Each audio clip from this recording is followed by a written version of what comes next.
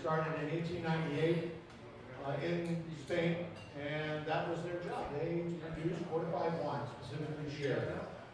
Today, almost all the sherry they produce there is designed for one thing: to season casks for Middleton.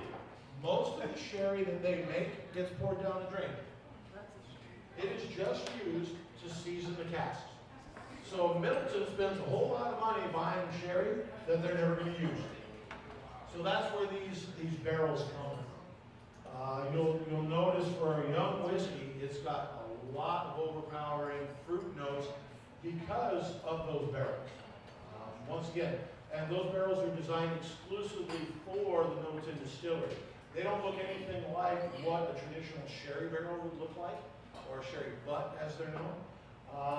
But they are designed to the specifications that Middleton puts out. So it's very, very exclusive club when it comes to these barrels. So let's go ahead and have a nose and see what we think.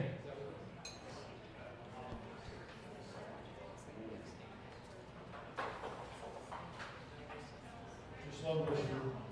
Now the important part. Let's have a drink.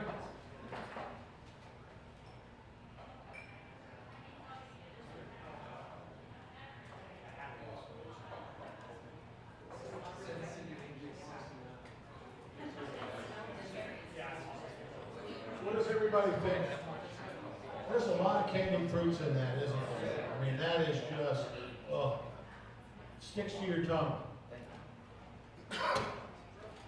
This used to be my go-to whiskey. The reason is, it died. Oh, low battery. I get it. Nobody wants to hear me talk. So I'll just have to speak up a little bit. This was my go-to whiskey for a lot of years because it was very affordable. But then all the rest of you people figured it out that it was really good and a great value. So guess what? The price has gone up.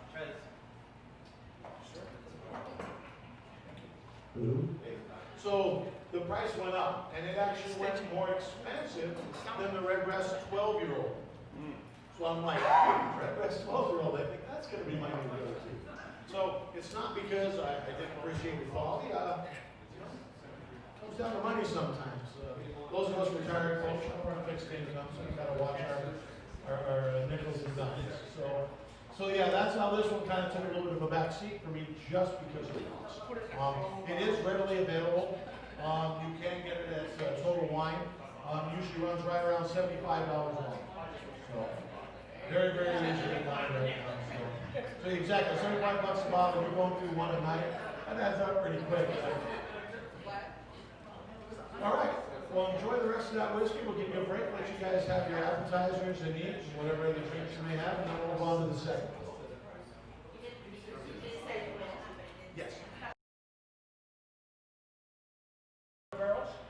Then it moved on to sherry barrels, and instead of stopping there, which is what the green spot does, this spot moved into a third bottle. These are wine casks from Spain once again.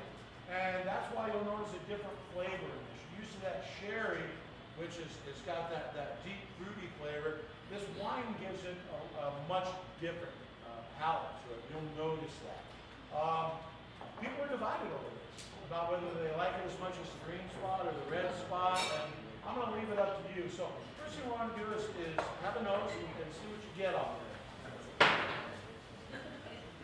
For me, if you compare this to the one you just had, it's thinner. It's not as deep. You don't get that candy. It's much thinner.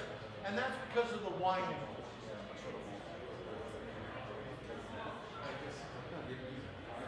It just doesn't seem as deep.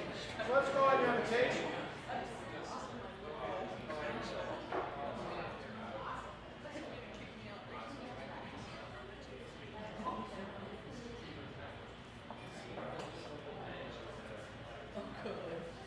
So once again, what do you taste there? Does it seem as thick, as heavy, as deep, or as rich as what you just had as far as the sherry finish that you had? In my mind, not as much. I think this is a very good whiskey. Once again, as with all things Irish whiskey, the price is going up once again. This is readily available. This is something you can buy. again, I wish this was an everyday drinker, but due to the cost, obviously, not. How much? Price on it? Once again, you're probably looking around the $78, $82 range. Will, how many different? But it's a good whiskey. How many different spots does Mitchell's and Sons do right now? So they do 3 that are commercially available. The 4th one was due out now, actually. But because of the whole pandemic thing, they delayed the release of the 4th spot whiskey. So who knows when we're going to see it. It's got approval through ATF here, so it's just a matter of when they release it. I don't know when that's going to be. Hopefully soon. It'll be fun to try the fourth version. All right. I'll let you finish your whiskey, and then we'll move on to the 3rd one in a few more minutes. Passport. Is anyone not? I know we have a couple of new folks. Is there anybody else here that's new that has never had a passport? Okay. Then I guess we're good to go. All right. Fantastic. The next whiskey that you have in front of you is the Middleton Barry Crockett Legacy. So everybody thinks of the Middleton Very Rare line. This is a step and again above that. So you've got your Middleton Very Rare, which is an outstanding whiskey all on its own. And then you have the Barry Crockett Legacy, which is, in my mind, is a very, very good whiskey. Bordering on amazing. So when we talk about the Barry Crockett Legacy, the Crockett family have been the master distillers in the Middleton distillery for better than 50 years. So Barry Crockett is master distiller, how do you pronounce it? Meteris? I don't know.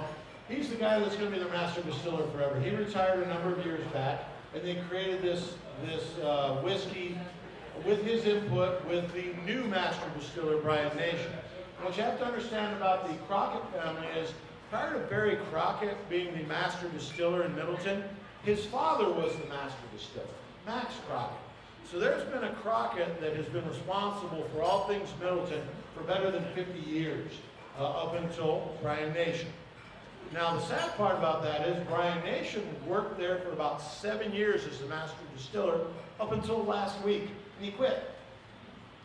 He is now going to be the master distiller at an American startup distillery, I believe, in Minnesota. Why you would leave literally the pinnacle of Irish distilling to go to Minnesota is beyond me. They must have offered him a whole lot of money. So yeah, so now we have a new master distiller. Now, having said that, I've talked to some people about the Middleton Very Rare collection. The last bottle that Brian Nation was involved in is going to be the 2019 version, which is also the oldest range of whiskeys ever put into Middleton Very Rare. So if you get a chance to buy a Middleton Very Rare of the 2019 version, my advice would be to buy it and put that on the shelf. That might be able to send your kids to college someday. So that would be something that I would definitely, if you can get that 2019, I would hold on to it. So when we talk about the aging and finishing of whiskeys, we talked about the red breast of stout, which is a sherry finish. We talked about the yellow spot, which was a wine finish at the end. This one has spent its entire life in ex-fill bourbon barrels. It didn't go into anything special after. This was just blended and aged specifically in ex-fill bourbon barrels. So this is one that is a very straightforward whiskey. You'll find it to be a very smooth whiskey. It's pretty amazing. The difference between this, the Middleton Very Rare, the 2019 version, is going to cost you about $180 a bottle. A bottle of this now is about $240 now. Yeah. Now you see when I said we had a great lineup for tonight? When I got Brian to agree to do this, I was like, he's pretty much going to tell me where to stick this. And he was like, nope, we'll do it. So you can thank your man here because, yeah, he let us go real big. So, all right, well now onto the important stuff. I can talk about it all day, but it's not going to get out of the glass if we don't have a drink, is it?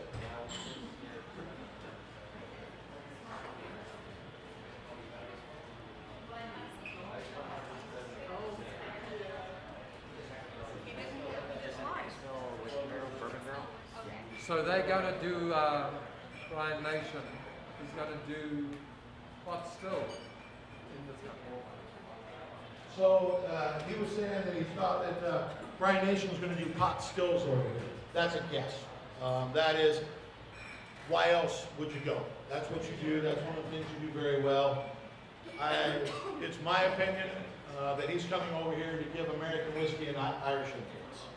And that's the only thing that makes sense. Why would you be literally at the pinnacle of Irish whiskey distillation and go to Minnesota?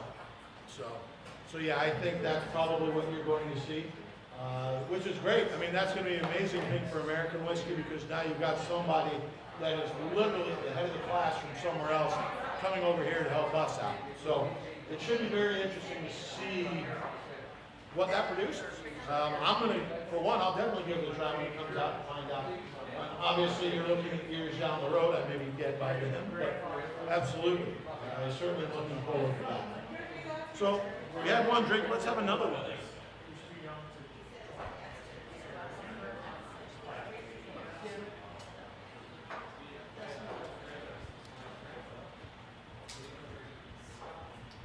So what does everybody get with that one? That's pretty smooth, isn't it? Very, very smooth. Once again, no exotic finishes, all done in that still bourbon barrels. I mean, how can you go wrong? You get a bunch of that vanilla that comes out of that American white oak. I mean, that's a wonderful. This is a whiskey that literally, if it wasn't that expensive, you could sit down and drink this every night. It really is. But unfortunately, most of the whiskeys that you could do that with becomes a little cost prohibitive unless we all hit the lottery. If we hit the lottery, let's just invest in the building distillery and drink all theirs all the time. I think that's a great idea. Unfortunately, they wouldn't like it here because we wouldn't be spending our money here, so that's not good. So I guess maybe it's better we don't hit the lottery. What do you think? Nah, I'd rather hit the lottery. Nothing personal, but I'd rather hit the lottery.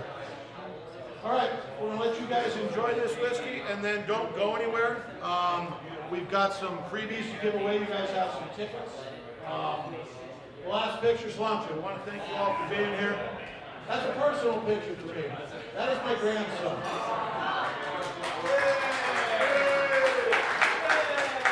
You might recognize that chair. That's in the Victorian room. That is his first trip to the pub.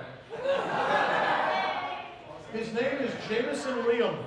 Can you imagine what he had to drink when he came here? No, that's illegal. It couldn't have happened. I promise it never would have happened. But, yes, that was his first trip.